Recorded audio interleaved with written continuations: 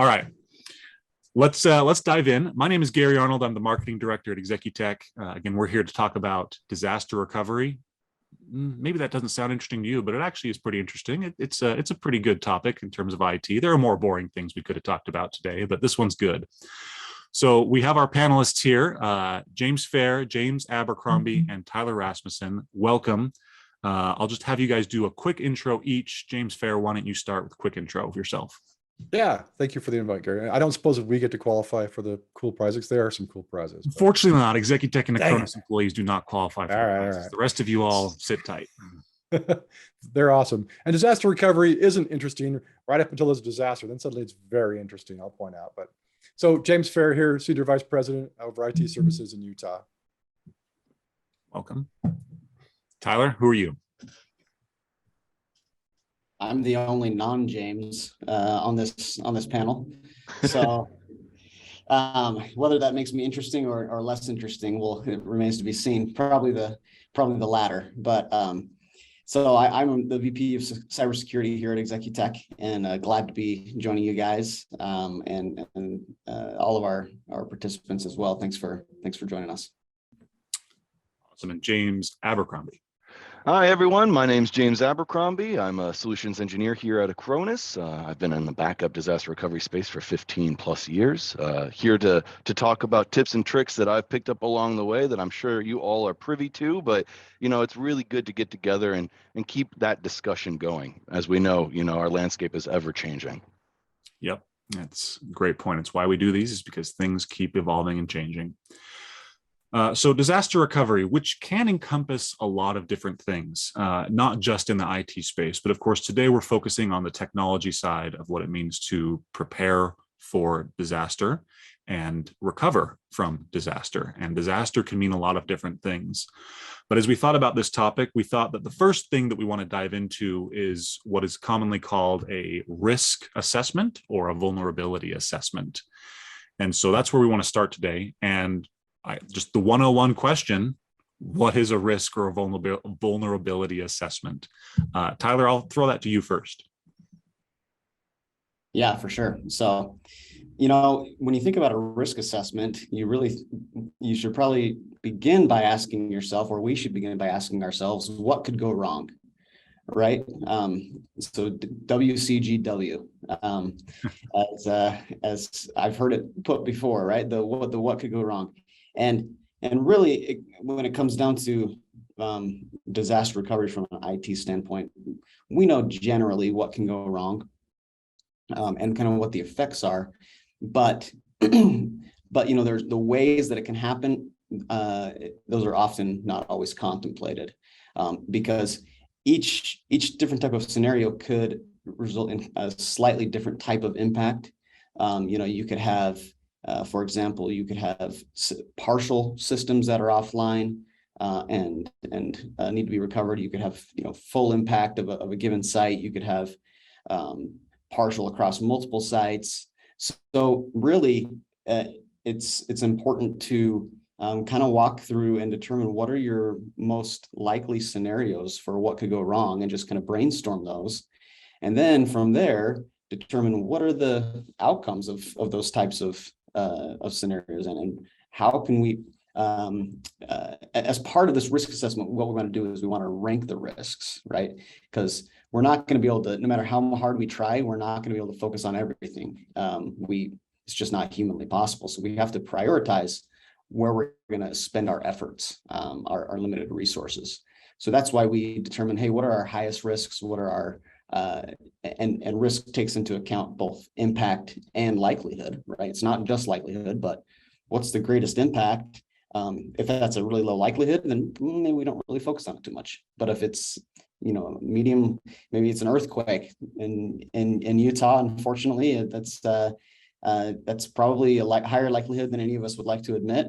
And so that's kind of what we need to do is risk rank those risks based on impact and likelihood, and then we go down the line from there and determine, okay, what do we have in place to address these risks, and what do we need to do?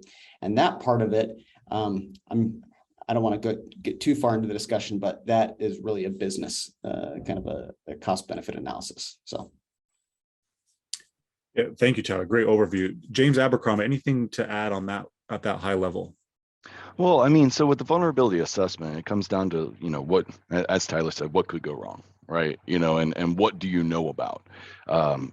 Myself, talking to many partners who are acquiring new customers who are looking to see where the value add is behind these services, you really need to show them, where this value comes from.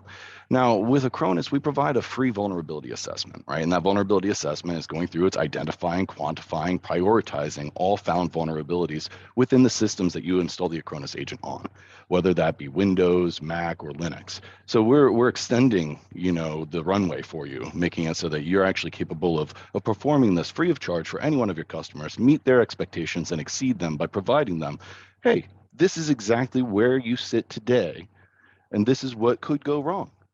Now, in order to prevent this, this is what we could provide for you as a form of a service. And that shows the value real simple. It gives the value quickly. And then you can start talking about add-on services such as your integrated patch management, things like that. But as Tyler mentioned, it's really about what could go wrong and understanding what threats exist in the landscape today, right? And what has affected our neighbors, right? So that we can prepare ourselves.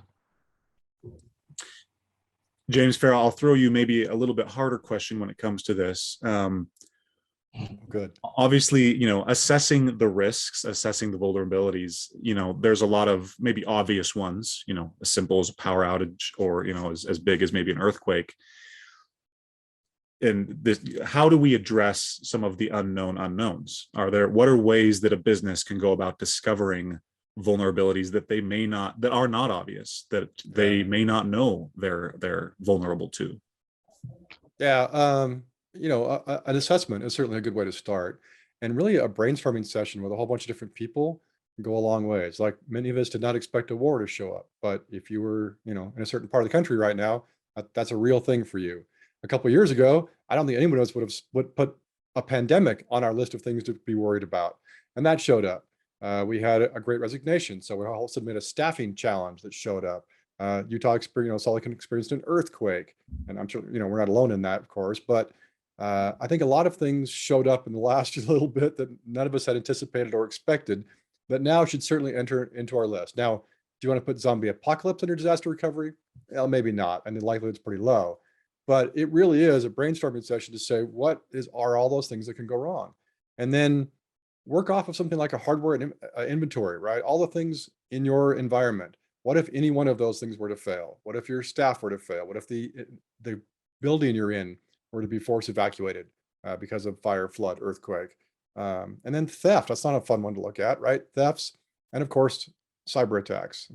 No fun for anybody, but that's a big one. I think it's on most people's list, but certainly should be up there in all these. So, there's no easy way to expect the unexpected other than to sit here, because we've seen a whole bunch of unexpected recently. Let's try to account for anything you can imagine for a little while, just because it might happen these days. Who knows? We'll get more into the action steps and strategy here in just a moment. I guess are there any specific, what are some specific steps during the assessment phase? Who should be involved in assessment? Is it, as James Abercrombie, you mentioned, there are certain tools that can run scans of your environment, of your business, and immediately know, hey, you've got some vulnerabilities. What other steps should you take in building out this sort of risk analysis, to know the risks? Tyler, I'll throw that maybe to you. Yeah, great question. I was going to actually mention this, that if you don't have any experience in this regard, then we would recommend engaging with a third party to kind of help guide you and also provide some content with respect to what are potential risks out there. Because a lot of times, you can think up a lot of good things yourself, but a third party brings a different perspective that might be more, might have a better picture overall of the whole industry or different industries, and they can just provide some additional value in that regard. So that's one recommendation I would make and we would make, is to consider engaging an experienced third party. Great thoughts. We kind of covered in, obviously there are the obvious what could go wrongs, and there are the less obvious. We covered a lot of those different scenarios, from zombie apocalypse to earthquake to pandemic, all the things in between. And we did mention, of course, the elephant in the room, which we are tackling, which is the cyber threats. I think that's the common thing amongst this group that we will talk about. But if you had to, I guess, rank the threats or the vulnerabilities in terms of how common they are or how likely they are, what would the ranking look like? James Abercrombie, maybe I'll throw that to you first. So we couple closely with the CVSS scores, right? So we're not really going through and ranking things too much in our own proprietary way. But what we're looking at is, what is the effect? What's the downtime going to be, right? Depending on what type of threat it is going to determine its priority, right? We're going to look at critical threats as something that's going to be taking us down and taking us offline. Right, we want to have 5 nines. We'd like to be up and running at all times. But obviously, as we know, cyber threats have caused that to diminish a little bit. So, yeah, no, I mean, the idea here is just to be able to have an incident response plan ready to go, and making sure that, as we've mentioned already, what could go wrong? How do we move forward? How do we make sure that we've got everything ready to go? And again, that vulnerability assessment start is the first step. Moving forward from there is ensuring that, we know what else is affecting, like I said earlier, our neighbors.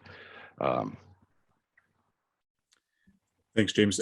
And James Fair, any thoughts on what should be the most worrying, I guess, to business? Yeah, I'm really going to defer to Tyler, because I worked with him on this, and this is something that we work internally as well, where the score is based on the likelihood of the event occurring and the impact of that occurring, and then we combine those two to come up with the likelihood. But I'll defer to Tyler. It's really his world. Great. Yeah, no problem. So, I mean, if we're talking about a cyber threat, there's a lot of things that could happen from a cyber perspective. If we're talking just in general, what could go wrong and what's most likely, I think it really depends on your business and as well as your industry and your geographical location. There's not any one that I think might be the same across all organizations. However, we can say with certainty that ransomware has been significantly on the rise, and it has affected. I think one of the statistics was over the last few years, it's affected, I think, at least 30% of organizations, and that was from a Verizon Data Breach Investigations report, or a similar publication. I can't remember exactly, but the point of that is that if you haven't experienced a cyber attack yet that has caused you availability issues, you will at some point. And so preparing for that, and that's not trying to create fear, uncertainty, and doubt or FUD, which I don't like to do, but that's just a reality of our the business climate these days, right? So preparing for that adequately is really important. Now, in addition, you have a whole host of other possibilities of things that could happen that might be likely. So, it might be that someone makes a human error that causes you to need to recover a system. It's not uncommon, right? I would actually say that's probably the top threat is user error, right? It's going to be insider threat. It's going to be user error. Somebody fat fingered, or they clicked on something they shouldn't have clicked on. Tripped over a cord. Oh, Slurpee on the server. Yeah. In fact, I mean, so that's a great point, right? I mean, that might be your highest likelihood type of event. And we see that all the time where, oh man, this was an error. We just had one recently where there was a data migration for a client that there was some data lost. Now, luckily, we were able to recover it, but and we did have Acronis in the environment, which was fantastic. But it was just a simple kind of miscommunication / error that occurred that caused some data to be overwritten and or lost. So it happens, right? Whenever you involve a human in any process, you have the potential for error. And I mean, I'm not saying systems are flawless as well, but the likelihood of an error from a human is a lot greater because we're not computers. So Yet. those are big themes of everything we always talk about. Unfortunately, it's a question of when, not if. So you need to prepare and think accordingly. And as you say, the human error is the biggest factor. Just a quick aside for our audience. Again, feel free to ask any questions. You can ask in the chat and I can fill them to our panelists, or if you'd like, you can come off mute and ask them live again to our group of panelists here at any time. Just let us know.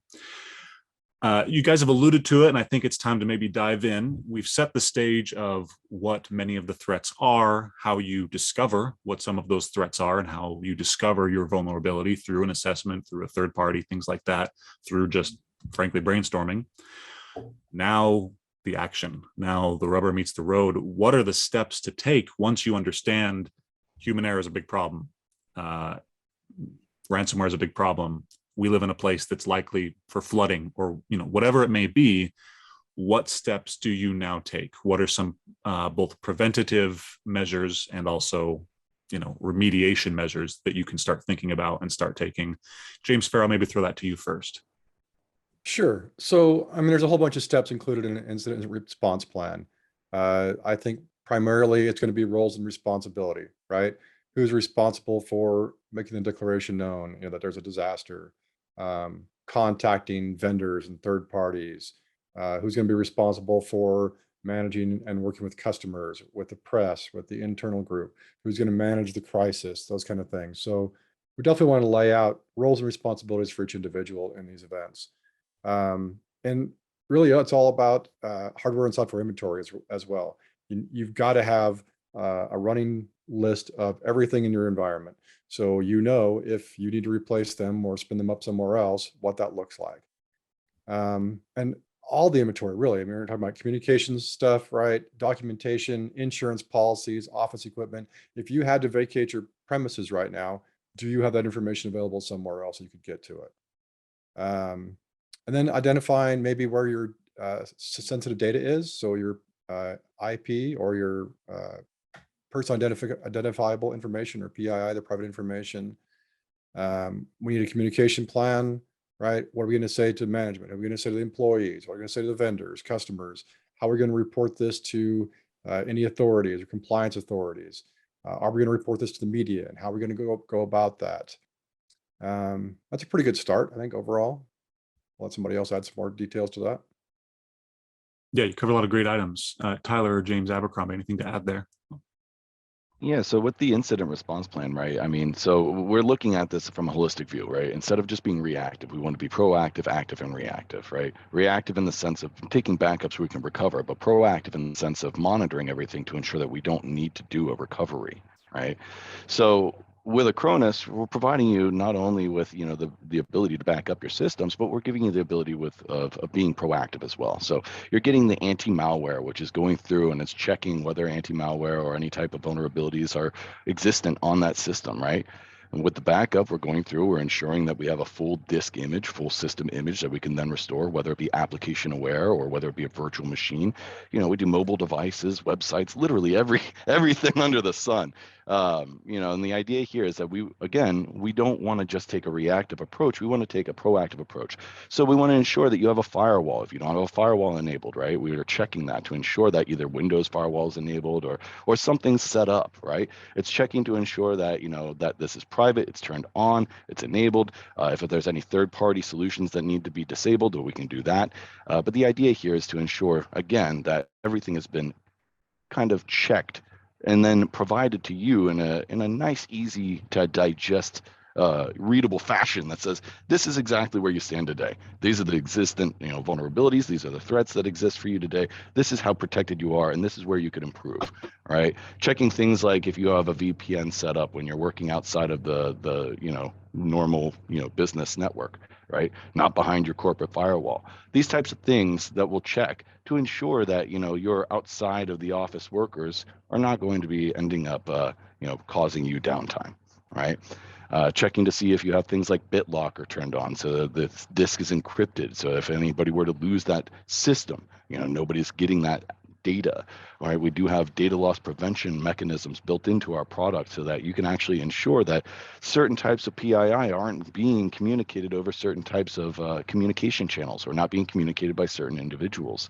But really, the idea here is to be, proactive more so than just reactive.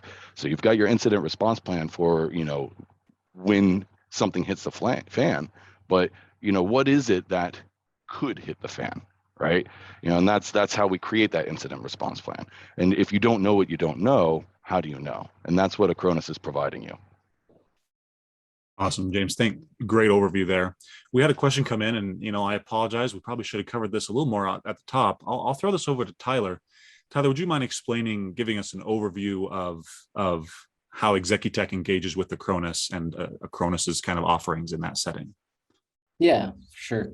So we're an Acronis partner in that we resell Acronis products, and we manage Acronis products on behalf of our customers, specifically the backup and recovery solutions. Executech does have our own like specific security offerings, which include some other different types of tools and services. It's called threat detection and prevention, a managed security offering, which that's for another webinar. But the point is, where we use it, Acronis, which is their bread and butter, is the backup and recovery, business disaster recovery solutions for on-premises infrastructure, remote, in terms of workstations, as well as Office 365. They have a product for Office 365 backup and recovery, which is awesome. Cloud solutions, like James Abercrombie mentioned, a lot of things. There's a lot of so much that's covered in terms of what can be backed up and from an Acronis standpoint. So that's kind of what the relationship is between Executech and Acronis. Hopefully that kind of helped answer the question a little bit. I'd like to add something, if I may, Gary, to Larry's question. So one of the things that some clients take advantage of and others do not, as far as Executech services with Acronis go, is that disaster recovery aspect of that. Are we paying for a disaster recovery site where I've got a full server backup, and should something go wrong with the physical environment, or the server completely dies, or there's a whole bunch of reasons that would happen, ransomware, theft, flood, etc., I can spin that server up in the cloud and connect to it remotely, and now I'm just back up and running. And there's an automatic failover back the other way too. When our primary server in-house, wherever it is, goes back online, now I can switch back, and it's kind of a seamless transition. That is a service I would certainly encourage all of our clients to consider. Yeah, the capability of extending up to 23 local networks to our disaster recovery cloud using a secure VPN tunnel, it far surpasses any of our competitors. The idea is that we're agnostic, right? The reason why we got into anything that we've done is completely because we saw the need for ourselves, right? So we were backup. We didn't offer storage. We saw big data. Backups were growing. We had to start offering storage. Now we have 50 plus data centers across the globe. In addition to that, we also give our partners the capability of backing up to their own storage, whether that be local storage or maybe an S3 bucket in the cloud that they'd like to attach to. The idea here is that you can back up wherever you want. You can back up whatever you want. And in addition to that, you can recover whenever and wherever you want, right? So whether that be mobile devices, right, your iOS, your Android device, right, whether that be your workstation, with your Windows workstations, we can even wipe those devices for you if you were to lose it. So the idea here is to give you an all-in-one, solution that's providing you the capability of not only recovering, but the capability of not needing to recover because it's protecting you, right? But in the sense of a disaster recovery, you can back up local, right? You can have that ability to recover from local. We have a thing called, our one-click restore, where you can actually take a local backup and keep it on a secure zone partition on your laptop. Say that you're out in the field, you don't have internet access and something were to happen, right? You could simply click on F10 or F12, depending on whatever your boot menu option is, and restore back to the last known good. Not last known good from Windows, but our backup. It will boot you into our one-click restore and allow you to restore from that last known good image that we've taken. Now, if that's not what you want, you can even do a local backup and then spin it up as a VM at a local site. Or again, you can back up to our cloud. Not only are you getting the benefit of being able to fail over to our disaster recovery cloud, but we're also scanning those backups for malicious threats that have been known throughout all of the data centers that we host in. We have an old phrase that we would use here at Executech: backups are the holy grail of computing. And James A and James F, I think you guys have both covered very much. There's so many applications and so many reasons why backups are so critical. It will save you so much headache in almost every scenario we've discussed. Maybe not zombie apocalypse, but pretty much everything else. Backups are going to be a really good, both proactive and reactive solution to whatever may happen. We might go a little deeper there. I do want to cover a couple of the other questions that we had come in. We had a good one from Alicia, I apologize, I hope I'm saying that correctly, about the rise in ransomware and being proactive against that. And as we've mentioned, the human element is one of the most vulnerable elements for any sort of vulnerability, but especially ransomware. So the question kind of is what do we have amongst this group, or does Executech provide tools or resources to help combat that from an education standpoint? Where could somebody go to educate their staff or themselves to be more proactive again on the fight against ransomware? And I'll throw that to Tyler first. Sure. So yes, the answer is yes. As part of our threat detection and prevention package, which we mentioned, there is a couple of elements that help out with that. So there's an annual security awareness training that we provide to all your employees. And we can do that in a couple formats. We can do that as a recorded video that then gets distributed via computer-based solution. So it's computer-based CBT, computer-based training. Or we can do a Zoom or a Teams meeting with a live instructor and with question and answer, all of that type of a scenario, which is really cool. And then we will provide you the recording of that video. So that's part of our threat detection and prevention package. Now, if there are customers that wanted to consume that separately, we do provide that on a one-off basis as well. For a holistic security approach, we recommend the whole TDP package, and it's really just again a basic. The basics of security. So now the other part is a lot of the ransomware gets deployed through email-borne threats.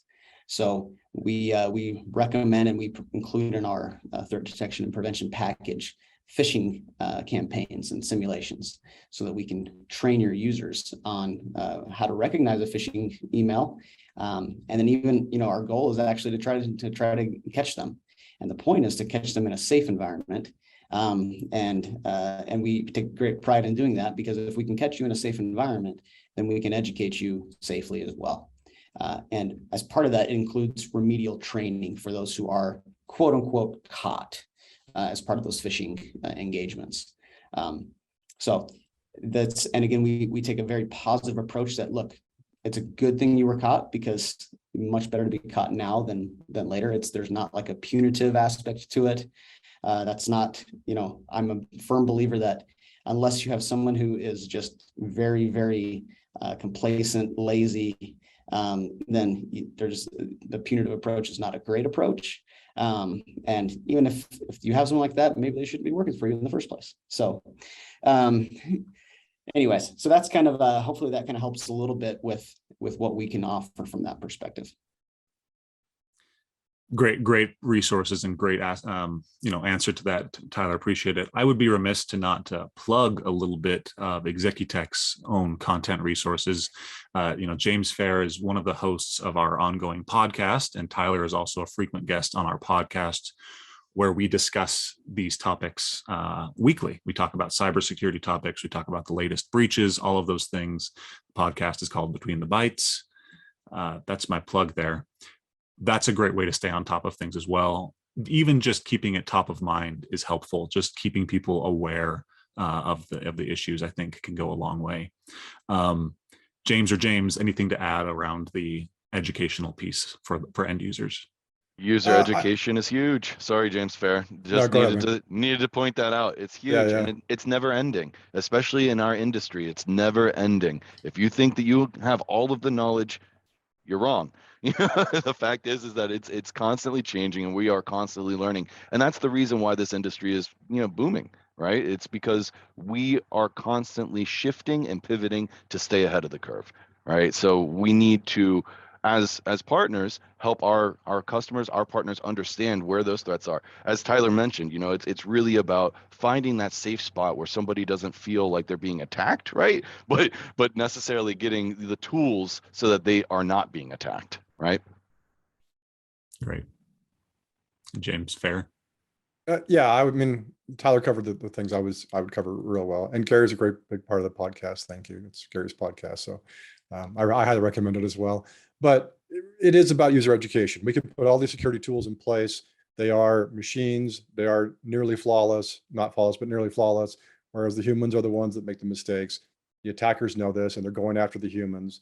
And so that's what we need to do, is educate the people. So the more you can educate the people, and it feels a little big brotherish to some of our clients. They're like, I don't really want to attack our own people, but that's not what it's about. It's about generating some, well, we call it on the podcast, we call it healthy paranoia. Right? We want to create some healthy paranoia, because we see this when we do a phishing campaign. For quite a while there, all the users are like, I'm not sure about this one. They send it over to the IT group asking, hey, is this a real email?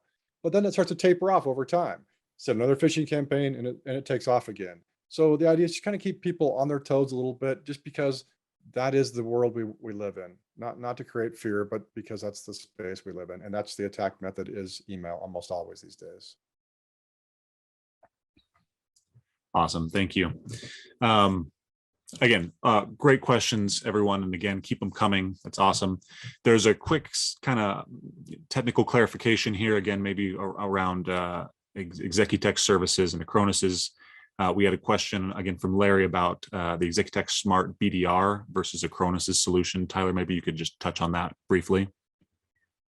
Yeah, I'll actually kick that over to James, because the Smart BDR, I think that's sold up in our Seattle region. Is that right?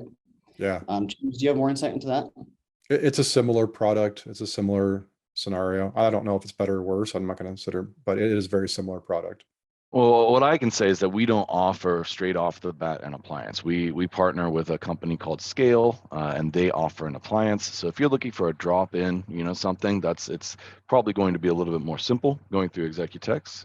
But the idea is that we do have an option. It's a two-parter rather than directly from Executech. Awesome. Thank you. And Mark had a great point in the comment about not clicking on unrecognized emails. Yeah, I wish that everybody understood great that. 101 there. Especially your in-laws or your family members. Those are the people who need to really understand. Remember, it's not just emails ananymore. Again, we've talked about this on our podcast. It's text messages, it's phone. It's QR codes. People are taking pictures out in the wild. It's the wild, wild west for these threat actors. It's flash drives too. We've seen people scatter flash drives across parking lots just to see who picks them up and plugs them into their machine. So I need to put a plug out there. So Acronis does offer device control, right? That will make it so that anything that's plugged into your peripheral, anything that's plugged into your device, it doesn't have access, right? So if you want to make it so your USB devices are inaccessible with random USB devices, that's good to go. You can copy, or you can cut off copy and paste access. You can get rid of your clipboard. The idea is that I worked for a very, very large technical company. They sell computers. Everybody knows them. But I could plug my phone into their network and transfer anything I wanted. Okay, that's not something that you want to hear from one of these top FANG companies, right? So the idea here is that if that could happen to them, it could happen to you, right? And the idea is that we need to lock it down, and you need to understand what could go wrong. I wanted to cover a little bit. We've talked quite a bit about the incident response plan in general and maybe what that includes. And we have a lot of resources on how to build your own incident response plan. Again, there are lots of factors to that. And we've talked, of course, about backup, but I want to go a little bit deeper again on backups in general. And again, that's why we brought Acronis in. They're our experts and our go-to partners for backups. Without getting too technical, I'm not a tech guy myself, so let's keep it high level. But what are some backup best practices? You know, cloud versus in-house, and there's IT loves its acronyms. So I have RTO and RPO as acronyms on here. I don't know what they mean, but they apply to backups. Let's talk about all that. You know, Tyler, I'll throw that to you first. Just in general, backup best practices, and again, moving into the cloud versus in-house. Sure. Yeah, absolutely. So, I mean, this kind of gets back to the question was asked early on, you know, what should we do now that we know our risks, right? So yeah, incident response plan is absolutely essential, but you need to actually have a separate DR, disaster recovery plan, that focuses on how you're going to actually recover in the event of an incident where you lose data. Because incident response deals with how are we going to respond generally to an incident, and normally it's like a cyber incident, right? A lot of times it's a security incident response plan. It could extend to, you know, other types of incidents, absolutely. But in terms of really what should happen is that the incident response plan should then include a reference to a disaster recovery plan, where you say, okay, as part of this incident, we've lost data. We need to enact and you know, initiate our disaster recovery plan, and this is how we recover our data. So, all of that being said, what's the best way to go about that? There's a couple of principles we want to focus on, and that are kind of must-haves. So the must-have principles are making sure that you have offline copies of data. So that means that they are in a separate location that is geographically diverse, and that you cannot access that location with the same credentials that you use in the primary location. And that protects any type of corruption event, whether it's malicious, you know, malware related or not, from spreading to that offline or alternative backup location. So that's very important. Now there's some other principles that you want to keep in mind, and James Abercrombie talked about it a little bit, as well as James Fair.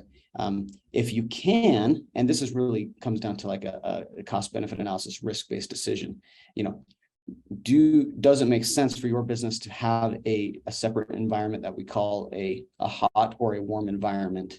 Meaning hot, meaning you have separate servers that are already spun up, that are ready to go, that you could literally point to, make a DNS change and point to that already have the data loaded on them, the operating system, all the applications that you could point to and just, you know, resume your work right away. Or does it make sense to have a warm site that is pretty much prepped? You might have to do some additional loading of applications, etc., some additional work to including restore some of the data there, make sure that you have the latest copies, that type of a thing, in order to get that environment, an alternative environment, up and working. Or does it make sense to have a cold environment where you just have the data and you have to build servers, you have to build those from the ground up to then restore the data too. So that comes down to a risk-based decision. So then I'll add one other thing is, then you might say, well, should I have a local copy in addition to the offline copy? Should I have a local copy of that data? that really comes down to, again, it's all risk. It's all risk here. Is it, are you going to have an event, or are you going to have a requirement to quickly restore? So in a matter of very short period of time, and that comes down to both RTO and RPO. So actually just RTO, and I'll explain RPO in just a second, but RTO being the recovery time objective. How long can you have unavailability of your data and systems before it causes a significant impact to your business operations? That's what recovery time objective is all about. And then the recovery point objective is a little bit, it's related, but it's different in that that really measures how often do you need to back up your data, such that, we could say we could lose the last 15 minutes of data and be okay, or I could lose the last full day of data and recover from a day's backup. And that's different because I might need to get back to all my data back in 15 minutes, which is recovery time objective, but I could do without the last day's worth of data, and I could still survive. Okay. So hopefully that helps demonstrate RTO, RPO a little bit, and what those are and how those relate, which are both very important. Now the on-prem versus cloud, I think, or cloud or alternate, I would say offline is a must. On-prem, that comes down to your RTO measure, how quickly you need to recover. And then RPO is really more about configuration and how often are you backing those things up. Then you have to consider, if you're backing up frequently, how much data do you keep? And that's not RPO, but that is another consideration. How far back do you need to go? So anyways, I know I just gave a bunch of information there. Would love for either of the Jameses to add their thoughts.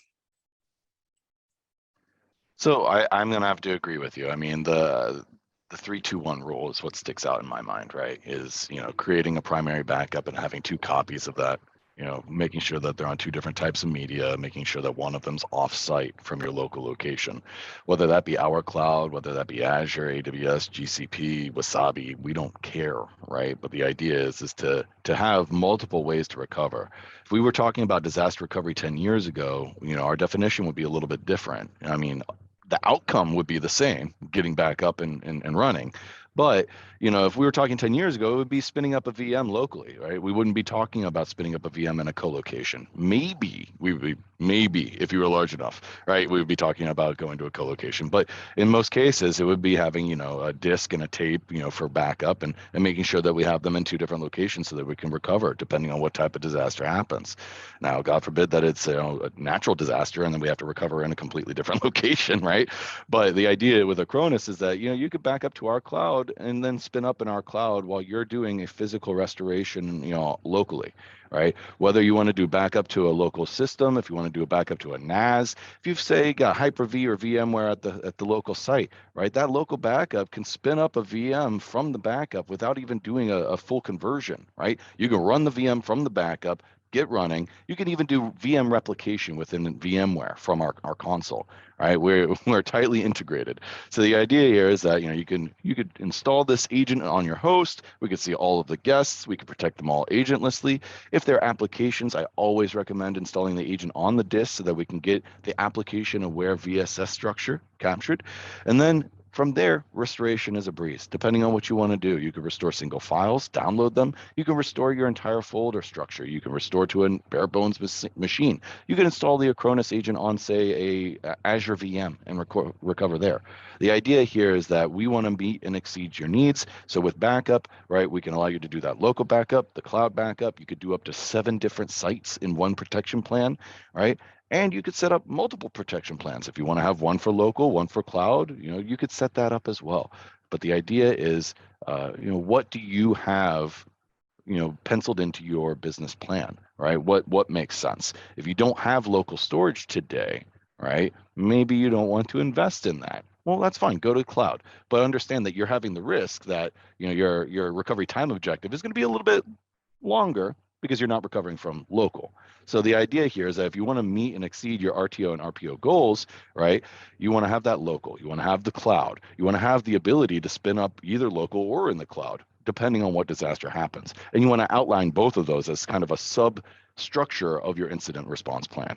And with Acronis, we have our orchestration, our run books. So you could say, let's fail over our domain controller, let's fail over our database server. Let's then, change the DNS. Acronis does also offer cyber scripting. So if you have the Acronis agent on there, right, we could simply clear DNS cache. We could switch the DNS. It's up to you what you want to do. Really, the idea is that we want to provide an MSP toolkit that provides everybody, end user, MSP, executives, enterprise, everybody the capability of protecting their systems beyond the normal, right? And making sure that they are protected end to end. Great points. Just a quick little add-on, if I may, Gary, just from field experience. Cloud backup or offline backup, as Tyler called it, is just a necessity these days. You can recover from just about anything, as Gary said, right? Fire, flood, theft, ransomware, about anything. You've got some good separate credentials locked away, cloud-based backups. But I helped a law firm downtown. They had 10 terabytes of data. And when their server crashed because of construction down there, the whole thing kind of took a big boom and the whole server died. Now suddenly we were downloading their files, and it was 2 weeks to get all their data off that cloud back locally. So, you got to make some choices at that point. And my recommendation is have both. Have either the ability to spin it up in the cloud so you can use that server storage as if it were attached to you, or do both the local for fast recovery and cloud for the event, in case of the event. So that's all. Thank you. Awesome. A lot of great points. Obviously, there's a lot of directions we could continue to take this. We haven't even talked in depth about cloud and cloud security and cloud backup there. We're not going to cover all that today. We are wrapping this up. I do want to make sure we give enough time to do giveaways for our audience. We're excited to have some prizes. Appreciate everyone sticking around. We'll do those in just a few minutes here. I do want to maybe touch on a last thing that came to mind. And I know, gentlemen, this isn't on our agenda, but I think it's important around this and high level here. But the relationship of backup and DR to compliance and to cyber insurance. Maybe James Fair, if you could touch on the importance of backup when it comes to those two things. Yeah, most of your regulations are going to require you have some kind of cloud-based backups because they don't want to end up having to pay the ransomware people. This is actually Tyler's world, so I'm going to let him speak to that if it's okay. Right. Yeah, no problem. So that's from a compliance perspective. There's almost always a component, a backup related component that's mentioned. And often there is a component to, making sure you're testing your restores for viability, that type of thing as well.